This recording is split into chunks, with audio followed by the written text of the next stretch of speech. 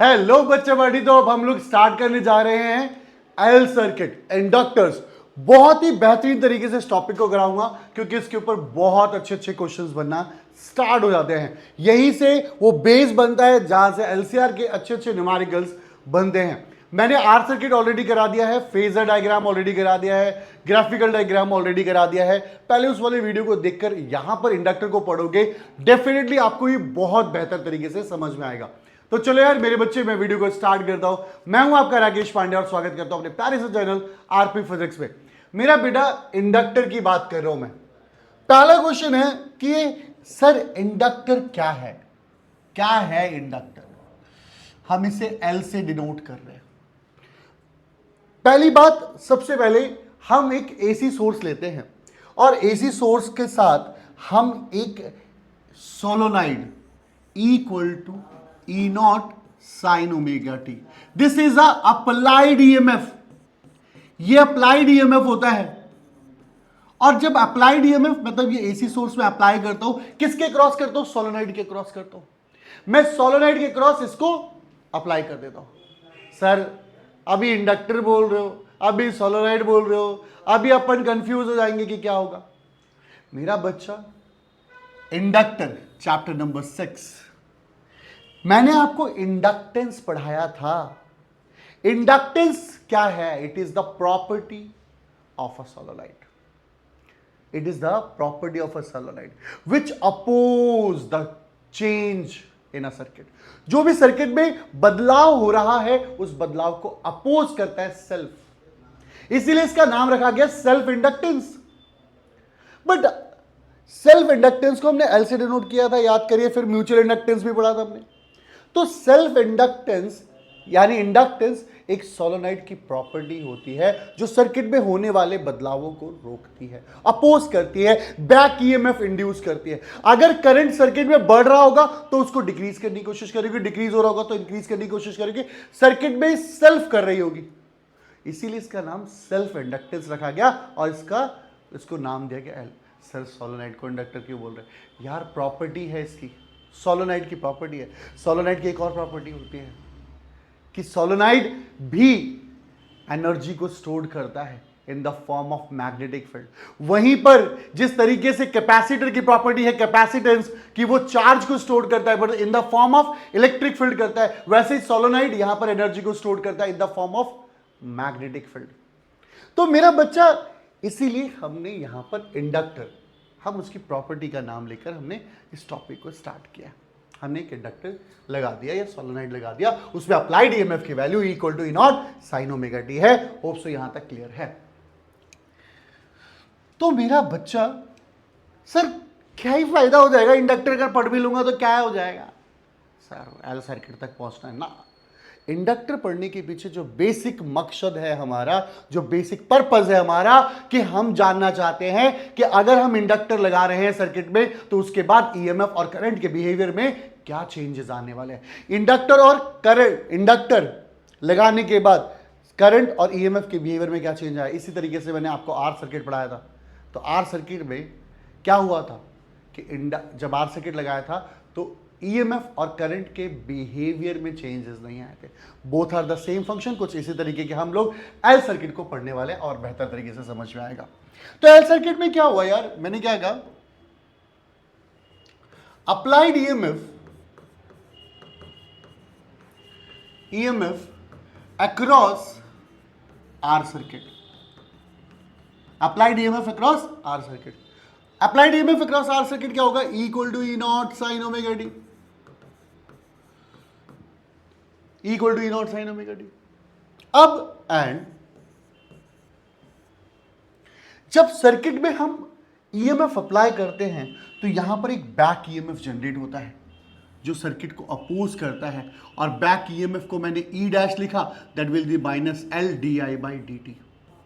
Minus L D I by D T. L is a self inductance, coefficient of self inductance, D I by D T rate of change of current. जब rate of change of current developed होता है तो circuit में जो opposition पैदा होता है, जो बैक ईएमएफ डेवलप्ड होता है, किसकी वजह से? ये सोलोनाइड की प्रॉपर्टी सेल्फ इंडक्टेंस की वजह से।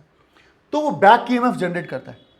बेटा लेंज लॉ में ऑलरेडी पढ़ा है आपने कि सर्किट में चेंजेस अपोज होते हैं। तो मैंने ई डैश यानी बैक ईएमएफ जो मुझे मिला वो क्या था, वो बैक ईएमएफ था -L/di/dt। मैंने कहा अकॉर्डिंग टू KCL, किरचॉफ्स का सेकंड लॉ क्या कहता है? ये टर्न आपका है, चलो बताओ, सोचो जरा, किरचॉफ्स का सेकंड लॉ क्या कहता है? किरचॉफ्स का सेकंड लॉ कहता है कि सर्किट में, मेरा बेटू, सर्किट में जो टोटल ईएमएफ होता है उसका जो सम होता है वो 0 होता है, यानी E + E' = 0 होता है। E = मेरा बेटू E' माइनस का कर देगा, माइनस E' की वैल्यू क्या है? -L/di/dt। मेरा बेटा देखेगा इक्वल टू क्या आ गया?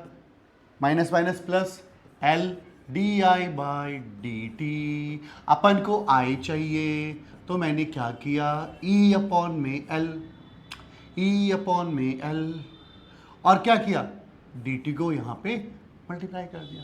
परंतु अपन ये जानते हैं कि E = E0 sin ωt होता है, बिल्कुल होता है। तो मैंने क्या कहा? मैंने कहा di = क्या होगा? E0 sin ωt/L इंटू में dt। बोलो हाँ मेरे बच्चे, E0 L sin ωt into dt।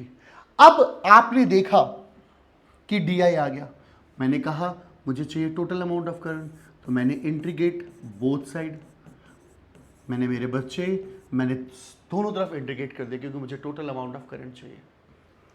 तो मैंने इंटीग्रेट कर दिया di E0/L sin ωt dt। di का क्या हुआ? I। E0/L बाहर है, साइन का इंटीग्रेशन होता है -cos ωt/ω। साइन का इंटीग्रेशन होगा -cos ωt/ω। तो I = -E0/ωL cos ωt। मेरे बच्चे, जो भी आपको यहां सर्किट में, यहां पे इस जगह सर्किट में आपको जो भी मिलेगा, this will be the I0, ये I0 होगा। तो आप देखिए ना, I = -I0 cos ωt होगा।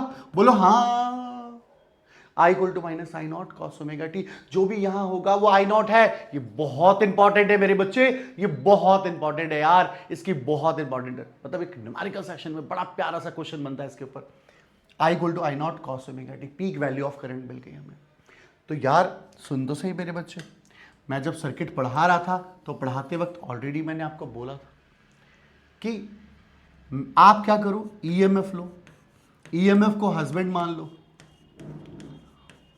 और करंट I को वाइफ मान लो, इंडक्टर L को आप सन मान लो। तो मैंने आपको एक कन्वर्सेशन बताई थी आर सर्किट के अंदर कि यार ये कन्वर्सेशन बहुत इंपॉर्टेंट चलेगी और ये कन्वर्सेशन के बिना तो काम चलेगा नहीं। क्या हुआ पता है? हस्बैंड ने पूछा अपनी वाइफ से, पता क्या पूछा? हस्बैंड बोलता है, डार्लिंग, L यानी इंडक्टर के पैदा होने से हमारे रिलेशनशिप पर क्या फर्क पड़ा? अच्छा बताओ वाइफ क्या आंसर देगी? वाइफ क्या आंसर देगी? वाइफ आंसर देगी, बाबू मेरा फंक्शन चेंज हो गया, चेंज हो गया, मेरा फंक्शन चेंज हो गया। अब मेरा फंक्शन चेंज हो गया का मतलब क्या है? क्या है मतलब? मैंने यहां पर देखा, मैंने यहां देखा कि ईएमएफ की इक्वेशन E0 sin ωt आ रही थी यार मेरे बच्चे। आई की equation minus I nought cos omega T आ रही थी। यार ईएमएफ साइन फंक्शन है, वही पर करंट क्या है, कॉस फंक्शन है, और वो भी माइनस कॉस फंक्शन है। ऑलरेडी मैं आपको जब आर सर्किट पढ़ा रहा था तो मैंने आपको एक बहुत इंपॉर्टेंट सी बात बताई थी यार। मैंने कहा था वो बात को ना अपने दिल दिमाग में नोट कर लो, क्योंकि जब आप ऑल्टरनेटिंग करंट पढ़ेंगे तो इसका उपयोग बहुत ज्यादा होगा। यह है plus sine function graph, plus sine function, और यह है minus sine function, plus cos function और minus cos function, minus cos function. ये माइनस कॉस फंक्शन ग्राफ है, ये देखो, ये प्लस साइन फंक्शन है, ये माइनस साइन फंक्शन है, और ये प्लस कॉस फंक्शन है, और ये माइनस कॉस फंक्शन है, माइनस कॉस फंक्शन है। तो कभी भी अगर आपको फेजर डायग्राम बनाने पड़ेगा तो बहुत हेल्प मिलेगी। अब यार इसका फेजर डायग्राम बनाते जरा, चलो चेक करें, इसका फेजर डायग्राम देखते हैं। देख यार इसका फेजर डायग्राम, इसका फेजर डायग्राम कैसा बनेगा यार। एक बात, अब ईएमएफ कौन सा फंक्शन है, ईएमएफ साइन फंक्शन है, तो साइन फंक्शन है तो सीधा ग्राफ ऐसा बना दो, ये साइन फंक्शन ग्राफ बन गया। ले चल, ये साइन फंक्शन ग्राफ है, साइन फंक्शन ग्राफ, वो भी प्लस का साइन फंक्शन ग्राफ ऐसा ही बनेगा। तो ईएमएफ का ग्राफ बन गया, कोई पंगा नहीं है। बट अगर तुझे मेरे बच्चे करंट का ग्राफ बनाना पड़ता, करंट है कॉस फंक्शन और कॉस में भी वो माइनस कॉस फंक्शन, तो माइनस कॉस फंक्शन है तो ग्राफ कहां से स्टार्ट होगा, ऐसे स्टार्ट होगा। यानी हम कहें तो गलत नहीं होगा कि माइनस कॉस फंक्शन है, माइनस कॉस फंक्शन है। एक बार थोड़ा सा ना मैं लाइनिंग्स वगैरह डाल दूं तो ज़्यादा बेस्ट रहेगा चीज़ों को समझने में।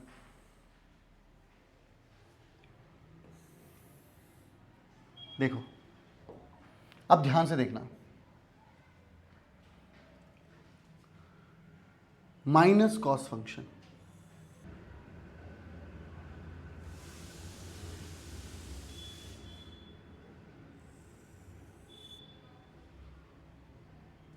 देखो पहली बात ध्यान से सुनना, ये जो लाइन है वो करंट की है और ये लाइन जो है वो ईएमएफ की है।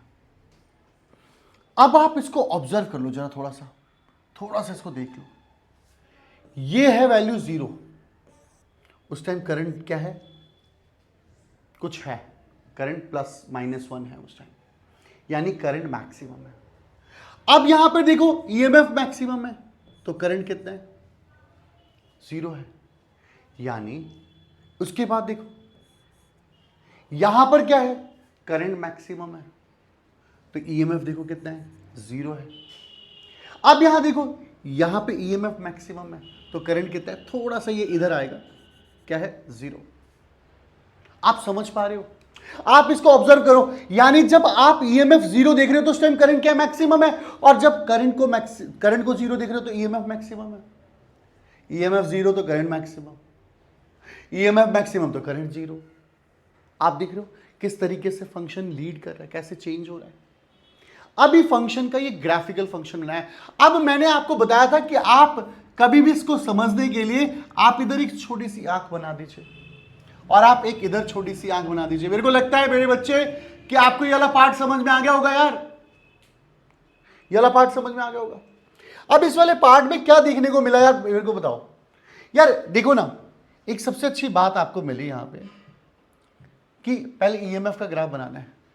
ईएमएफ का ग्राफ आर में भी ऐसे बनाया था मैंने, और ईएमएफ का ग्राफ मैंने एंगल ओमेगा टी ही बनाया था यार। ये वाली आंख मैंने यहां बना दी क्या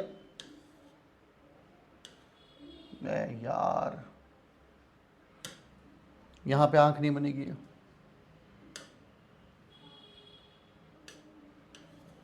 आंख यहां नहीं, आंख एक्स एक्सिस पे बनेगी, आंख यहां बनाइए, और यहां से देखिए एक्स एक्सिस से क्या एंगल ओमेगा टी दिख रहा है।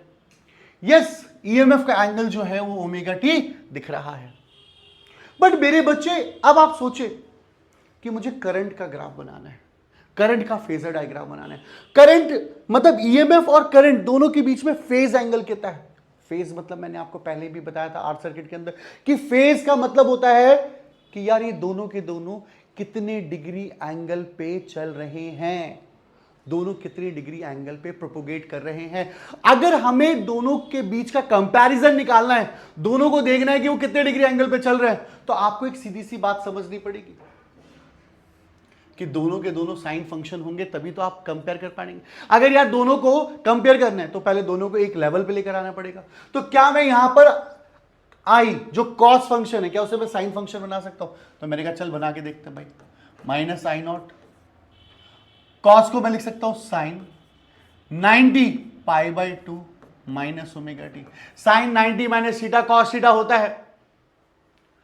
अब आपको बता दो मैंने माइनस साइन अंदर लेके चला गया, आई नॉट साइन माइनस साइन अंदर लेके गया, तो ये माइनस का पाई बाई 2 हो गया और प्लस का ओमेगा टी हो गया, क्योंकि sine minus theta minus sine theta होता है। अब यहां पर मुझे आई की वैल्यू मिल गई I nought sine omega T plus pi by 2। Sorry क्या मिला मुझे? Minus pi by 2। अब आप यार एक तराजू में आके दोनों के दोनों साइन फंक्शन बन गए। यार देख ईएमएफ की equation E naught sine omega t है, वहीं पे करंट की equation I nought sine omega T minus pi by 2 है। मेरी बात को ध्यान से समझ, मेरी बात को ध्यान से समझ। यार मैं ना एल सर्किट पढ़ा रहा था पहले। एल सर्किट में मैंने आपको ये चीजें बता दी। एल सर्किट में क्या, एल सर्किट होता क्या? एक मैंने सोलोनाइड को मैंने क्या किया, सोलोनाइड को मैंने बैक ईएमएफ के साथ कनेक्ट किया, मतलब एसी सोर्स के साथ कनेक्ट किया। उससे क्या किया, बैक ईएमएफ डेवलप किया। मैंने पूरी इक्वेशन बना ली। मुझे इक्वेशन बनाने के बाद मेरा जो मेन टारगेट है, मेरा मेन टारगेट है कि किसी तरीके से मैं ईएमएफ और करंट के बीच में रिलेशन स्थापित कर पाऊं, रिलेशन बना पाऊं। तो मैं वो रिलेशन बनाने की बात कर रहा हूं। तो मेरे को देखो तो सही क्या दिखाई दे रहा है। यहां पे मेरे को यहां दिखाई दे रहा है ये भी साइन फंक्शन बन गया और ये भी साइन फंक्शन बन गया। इसका भी एंगल ओमेगा टी, बस इसका भी ओमेगा एंगल जो है ओमेगा टी बन गया। बट यहां पर ये जो चीज दिख रही है, ये जो डिफरेंस दिख रहा है, ये जो डिफरेंस दिख रहा है, यही डिफरेंस तो फेज डिफरेंस है। And that phase difference are known as a phi. This is a phase angle. ये फेज एंगल ही मेरा फाई है। यानी करंट और ईएमएफ दोनों के बीच का जो प्रोपोगेशन एंगल है, जो फेज डिफरेंस है, पाई बाई 2 है। मतलब ईएमएफ और करंट दोनों एक दूसरे से 90 डिग्री पे चल रहे होंगे। मतलब ये अगर ऐसे चल रहा होगा तो ये ऐसे चल रहा होगा, ये ऐसे चल रहा होगा तो ये ऐसे चल रहा होगा, दोनों 90 डिग्री पे चल रहे होंगे। इनका फेज एंगल कितना है, पाई बाय 2। तो अब पाई बाय 2 है तो ठीक है भाई, करंट की लाइन ये रही भाई। देखो 90 डिग्री एंगल बना दे रहा हूं, लो 90 डिग्री एंगल हो गया। ये कौन है, करंट है। इसकी इक्वेशन क्या है, इसकी equation minus cos omega T वाली ही तो है। पर मुझे पता चल गया कि दोनों का फेज डिफरेंस कितना है, 90 डिग्री। अब इस एंगल को देखो तो क्या ये pi by 2 minus omega t है। अब आप देखो क्या करंट का एंगल रियली में pi by 2 minus omega t है। आप चेक करोगे, यस रियली में pi by 2 minus omega t है। यार ये तो माइनस साइन अंदर ले जाने के बाद हुआ है ना, ये तो माइनस साइन अंदर ले जाने के बाद omega T minus pi by 2 हुआ है। यार क्यों कंफ्यूज हो रहे हैं मेरे बच्चे? यहां पर pi by 2 minus omega t है, जब यहां पर actually pi by 2 minus omega t है, जब यहां माइनस साइन है। देख नेगेटिव कोऑर्डिनेट दिख रहा है यहां पे। तो अगर यहां पे एक सुंदर सी आंखें है तो ये क्या देखती थी, ये रिलेशन देखती थी। रिलेशन देखो, अब रिलेशन देखो में क्या दिख रहा है, रिलेशन देख रहा है ईएमएफ आगे है और करंट पीछे। इधर से देखो तो ईएमएफ आगे करंट पीछे। देसी तरीका है याद करने का। तो आप देखोगे EMF is ahead of current by pi by 2, pi by 2 ahead। या आप कह सकते हैं current is leg behind, current पीछे चल रहा है by pi by 2 of EMF. EMF से पाई बाय 2 पीछे चल रहा है करंट, ये भी कह सकते हैं। दोनों ही स्टेटमेंट सेम है। देखिए यार, अपन का देसी तरीका पांडेज मंत्रा, पांडेज मंत्रा में मैंने आपको बताया था, पता है क्या पांडेज मंत्रा में मैंने आपको क्या बताया था? पांडेज मंत्रा में बताया था कि अगर आप हस्बैंड एंड वाइफ के, ये याद करने का सिंपल सा तरीका है, यहां पे क्या हो गया, हस्बैंड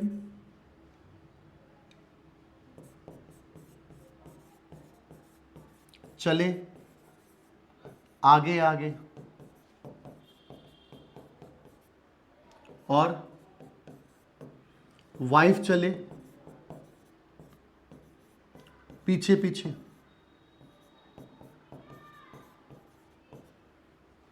वो भी π/2 फेज डिफरेंस पर, वो भी π/2 फेज डिफरेंस पे, π/2 फेज डिफरेंस पे दोनों के दोनों एक दूसरे को मतलब आगे की तरफ प्रोपोगेट कर रहे हैं। होप सो आपको यहां तक ये समझ में आएगा। ये जस्ट याद करने का तरीका है, लाइन ये बहुत इंपॉर्टेंट है। अब आगे लेके चलता हूं और क्वेश्चंस पर लेकर आता हूं। क्वेश्चन समझाने से पहले, अभी न्यूमेरिकल, इस न्यूमेरिकल को समझाने से पहले मेरी बात को ध्यान से सुनना, मेरी बात को ध्यान से समझना।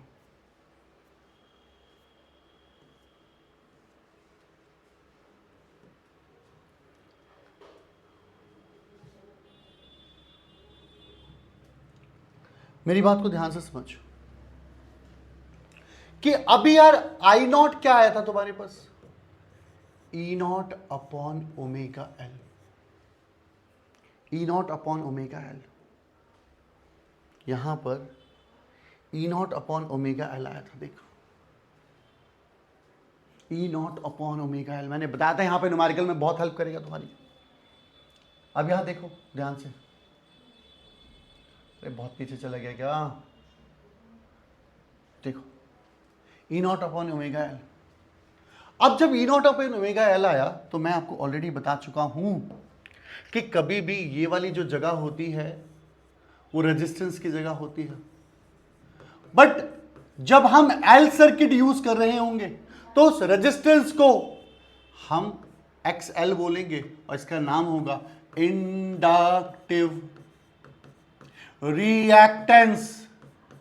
This is a inductive reactance, XL कहलाएगा इंडक्टिव रिएक्टेंस। जरा कैमरे का हाल देख ले हम लोग, बिल्कुल परफेक्ट चल रहा है, बिल्कुल परफेक्ट है।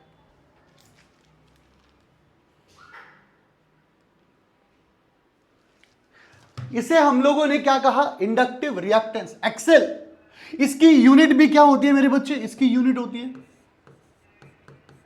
ओम, इसकी यूनिट होती है ओम, क्यों, रेजिस्टेंस की जगह यार।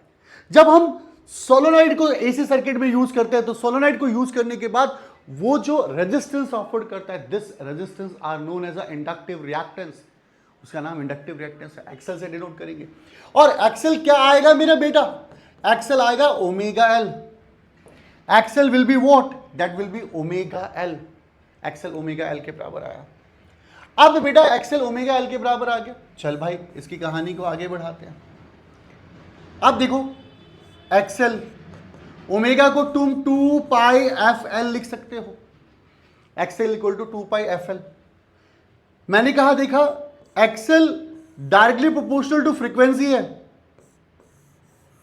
Excel directly proportional to frequency है। अब जब डायरेक्टली प्रोपोर्शनल टू फ्रीक्वेंसी है तो यार अगर इसका ग्राफ बनाने के लिए आ जाए, एक्सेल और फ्रीक्वेंसी के बीच का ग्राफ, तो डायरेक्टली है तो सीधा सीधा बनेगा। चलो मैंने कहा फॉर एसी, एसी के लिए भाई साहब एसी की फ्रीक्वेंसी बढ़ती और घटती रहती है। अगर फ्रीक्वेंसी बढ़ रही है तो उसका एक्सेल भी बढ़ेगा, एक्सेल बढ़ेगा तो रेजिस्टेंस भी बढ़ जाएगा। बट वहीं पर अगर फ्रीक्वेंसी घट रही है तो एक्सेल भी घटेगा। फॉर डीसी फ्रीक्वेंसी होती ही नहीं है तो उसका रेजिस्टेंस भी नहीं होगा, उसका अपोजिशन भी नहीं होगा।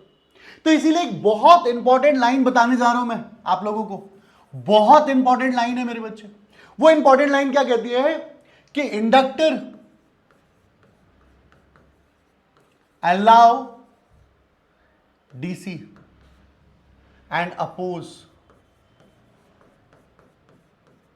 AC, और वो AC को अपोज करता है, डीसी को अलाउ करता है। डीसी को अलाउ क्यों करता है? उसकी फ्रीक्वेंसी जीरो होती है, और फ्रीक्वेंसी जीरो होती है तो उसका रेजिस्टेंस भी क्या हो जाएगा? जीरो हो जाएगा, जिसकी वजह से वो इजीली अलाउ करती है पास होना। कौन? इंडक्टर अलाउ करता है इसको।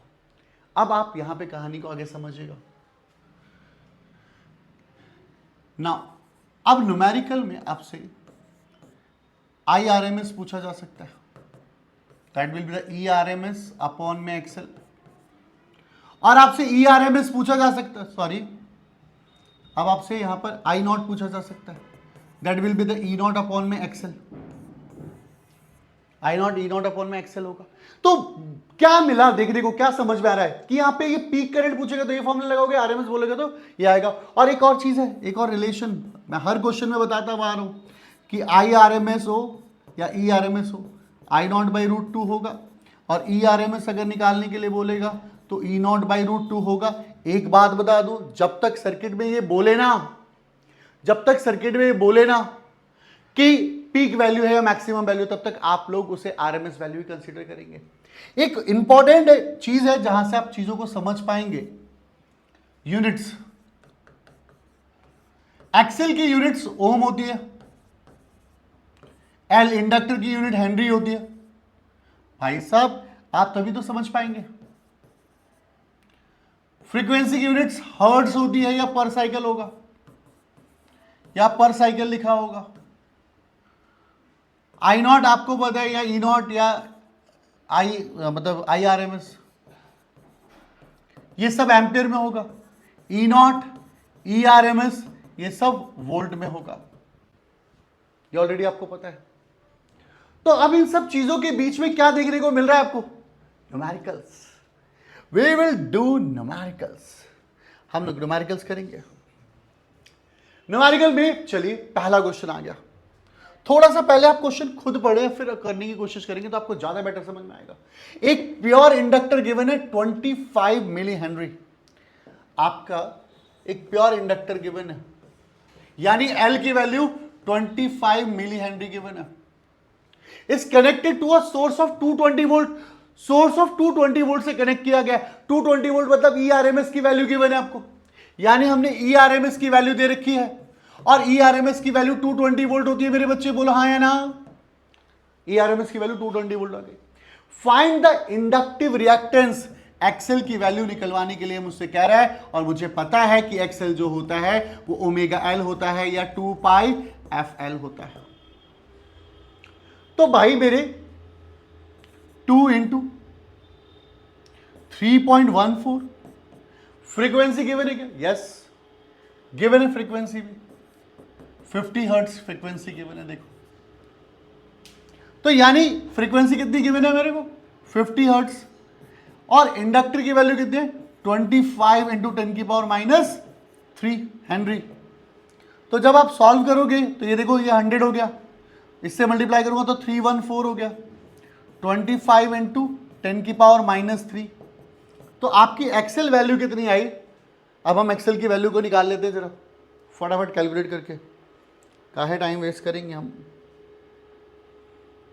तो ये आ गया 314 इंटू 25, 7850 इंटू 10 की पावर माइनस 3, यानी 7.850 ओम।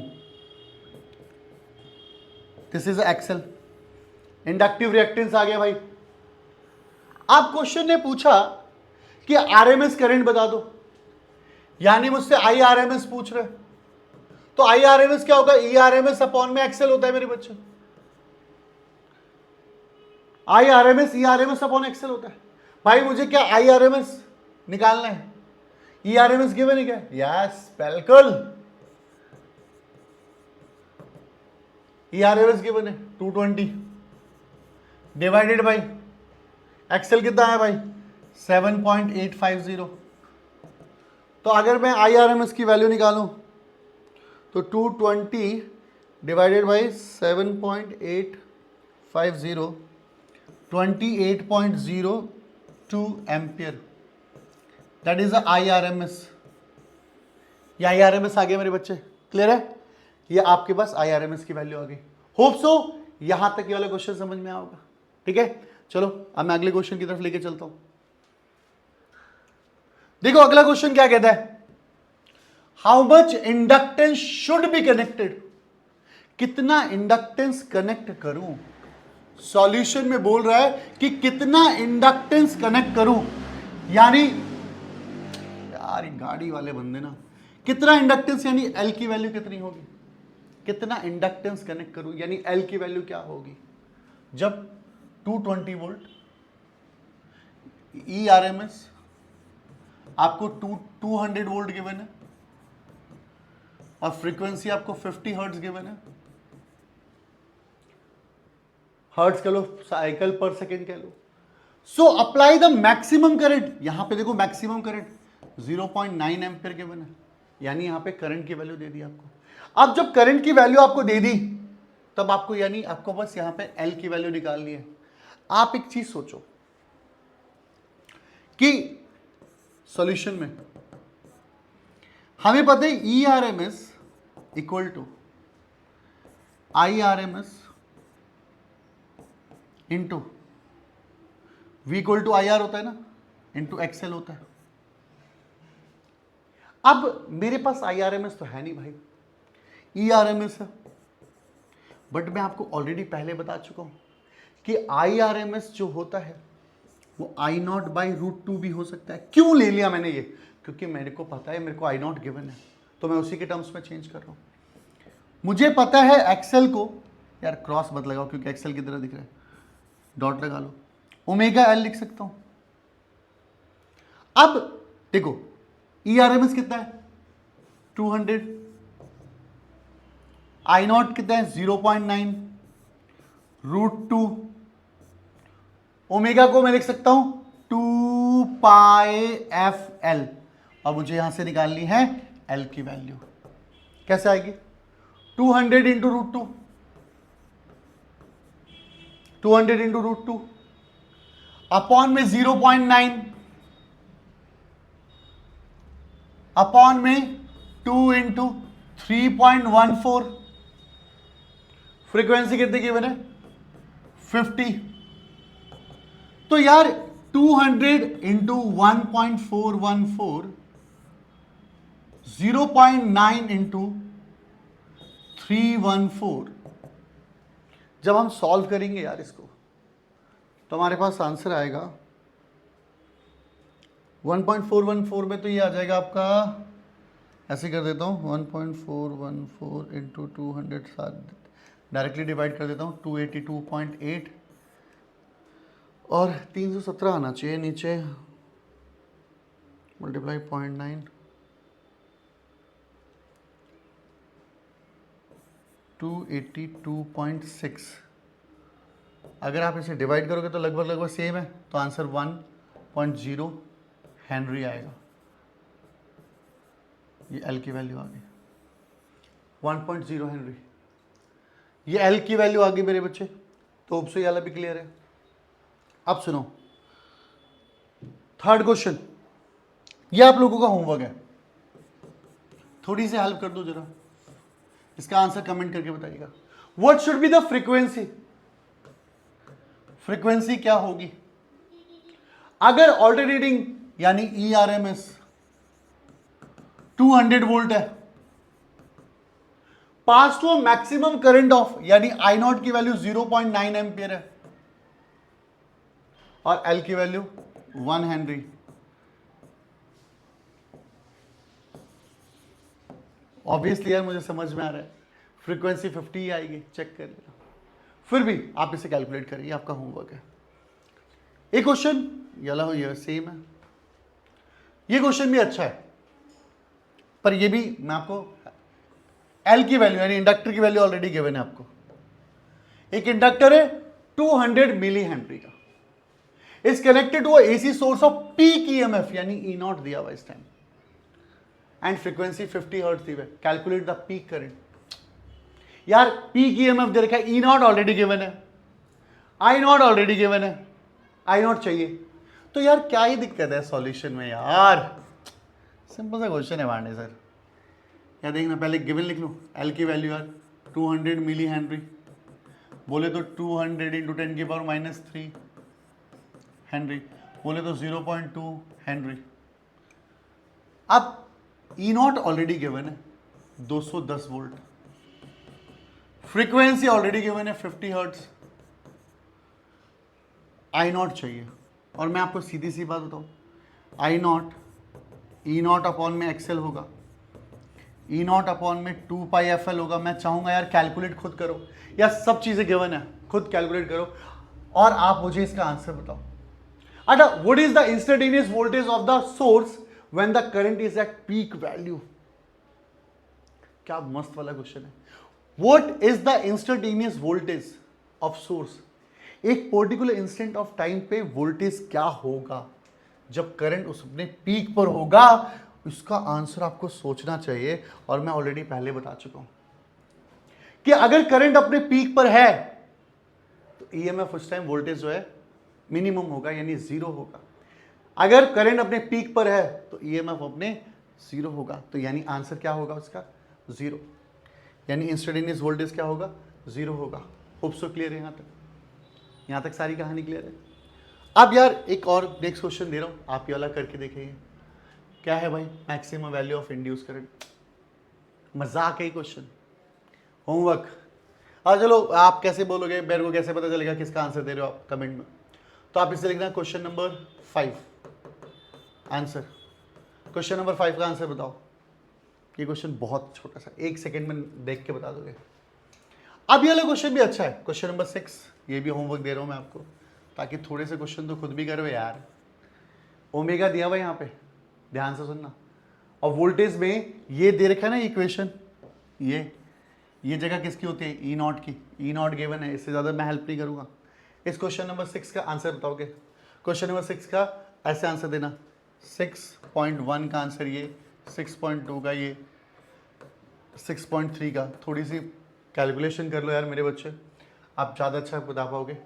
एंड ये भी आपका होमवर्क है, क्योंकि सब मिलते जुलते क्वेश्चन है। पता है यार, आप ये क्वेश्चन करने लगोगे ना, डेफिनेटली बता रहा हूँ आपको बहुत अच्छी से चीज़ें समझ में आने लगेगी और बहुत सारी चीज़ें क्लियर होंगी। अच्छा चलो, मिलते हैं नेक्स्ट वीडियो में, तब तक के लिए बाय बाय मेरे दोस्त।